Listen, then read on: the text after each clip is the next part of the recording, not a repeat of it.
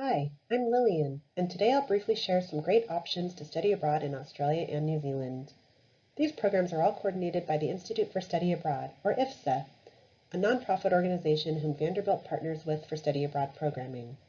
In this video, I'll share the Vanderbilt options to study with IFSA in Australia and New Zealand, 3 highlighted programs, an overview of the IFSA support you'll have while you're abroad, and your next steps for finding more information. If you check out this map, you can see the Vanderbilt options to study with IFSA in Australia and New Zealand. In Australia, IFSA programs are in exciting cities like Melbourne, Adelaide, Brisbane, and Sydney, each one offering a unique experience in Australian culture.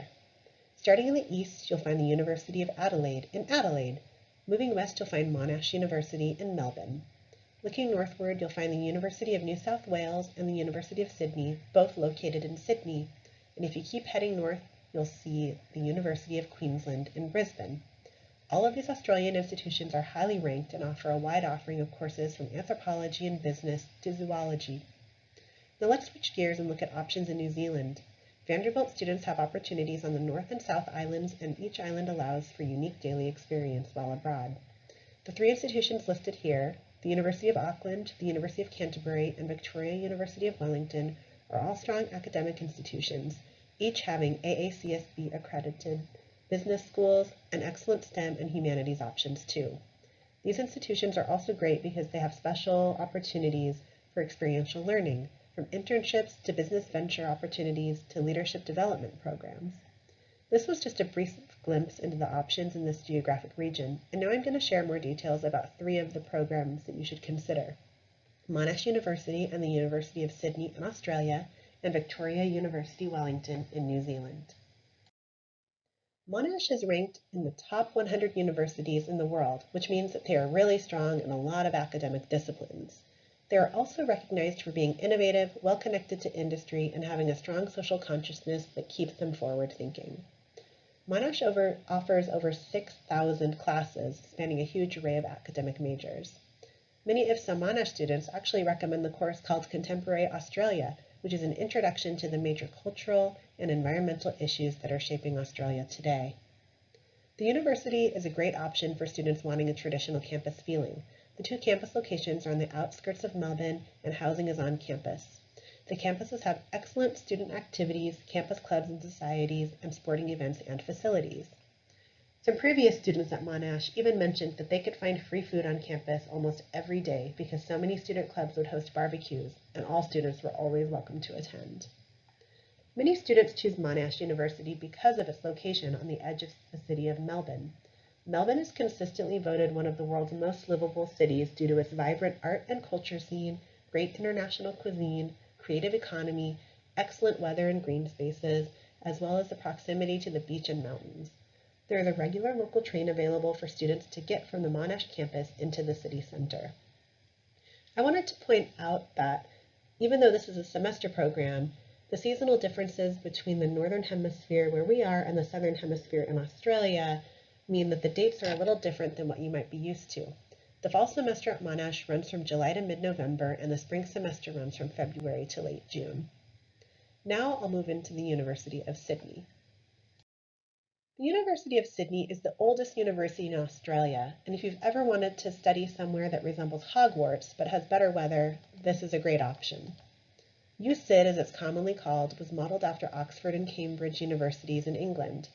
The city of Sydney has grown around the campus and is now surrounded by Newtown, one of the trendiest neighborhoods in the city. In Newtown, you'll find a huge array of coffee shops, cafes, bookstores, and other boutique shops to explore in your free time. The university has a huge offering of classes and majors, and is especially strong for accounting and business. The University of Sydney also has a unique opportunity to replace one class with a 4-credit internship or research placement.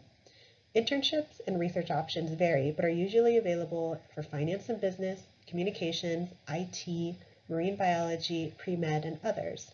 You want to check with IFSA to see what is available if you're interested in this type of experiential learning opportunity. Many students choose USyd because they want to live in a large cultural capital famous for its unique opera house and in close proximity to the beach for ocean activities. I also want to note that this Australian university is unique in offering a special spring semester with an earlier start and end date that allows for a good match with the US semester calendar. This is great for students wanting to get home in early June to start a summer internship or job. Now I'll switch gears and talk about Victoria University Wellington in New Zealand. Victoria University is located in Wellington, the capital of New Zealand, and that prime location means that there are a ton of opportunities to explore New Zealand culture. From famous museums and monuments to local theaters and concert halls, there is always something happening in Wellington. The university itself has 3 campuses in the city and is considered to have the top-ranked arts and humanities school in New Zealand. They also have the top-ranked biology, geology, and environmental science programs in New Zealand, and students rave about their campus Center for Biodiversity and Restorative Ecology, as well as the new Coastal Ecology Lab. Wellington has the highest concentration of scientists and science organizations in New Zealand, so it's great for those planning to pursue a science-related career. Victoria University also has a unique leadership development program that is open to study abroad students. The Wellington International Leadership Program is an academically oriented extracurricular program focused on themes of international leadership, cross-cultural communication, global connectedness, and sustainability. It's the first program of its kind in New Zealand. The program has frequent guest lectures from New Zealand government officials, nonprofit policy-making groups, and foreign experts who are often in New Zealand to meet with the Prime Minister and her cabinet. This is an excellent opportunity for students considering careers in law, government, or social policy, or anyone who is interested in improving their cross-cultural communication skills, growing their knowledge of contemporary global issues, and who want to make connections with future leaders from around the globe. Now I'm going to switch gears a bit and tell you how IFSA supports your experience abroad. While you might be taking your classes at a host university, IFSA provides wraparound student services and advising for your experience, as well as plans exciting activities and events for our students to delve even further into the host country. All IFSA programs include pre-arrival guidance from our professional program advisors, an airport pickup and orientation upon arrival in the host country, medical insurance and health and safety support, IFSA staff on site who can assist you in reaching your personal, professional, and academic goals, excursions, activities, and cultural engagement opportunities, and 2 copies of the Butler University transcript at the end of the program. Examples of the IFSA cultural engagement activities can include attending sports, events, theater, and music performances, excursions to rural parts of the country for farm visits or hiking, visits to native animal sanctuaries, and meetings and discussions with local cultural groups who share their history and place in the host country. Now I'll tell you what you need to do next. To see details about the programs I highlighted and also explore other opportunities, visit the IFSA website. In early September, we will have an exciting new web functionality called Global Wayfinder, which lets you search for programs by criteria like location, academic major, program semester, experiential learning opportunity. And it also lets you narrow things down further by available activities and day-to-day living experiences, such as hobbies or activities you'd like to explore while abroad.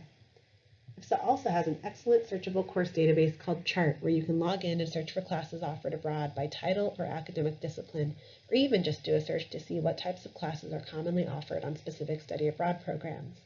There are thousands of listings to explore. I also encourage you to check out IFSA's social media pages, like Instagram, to see photos taken by students on our programs. Lastly, if you haven't already done so, check out Vanderbilt's Global Education Office website. This is where you will find all the important information you need to know. You should also discuss your interest in studying abroad with your Vanderbilt academic advisor so you can be sure and plan the best time for you to be away from campus. I hope this has been helpful, and I look forward to seeing you on an IFSA program.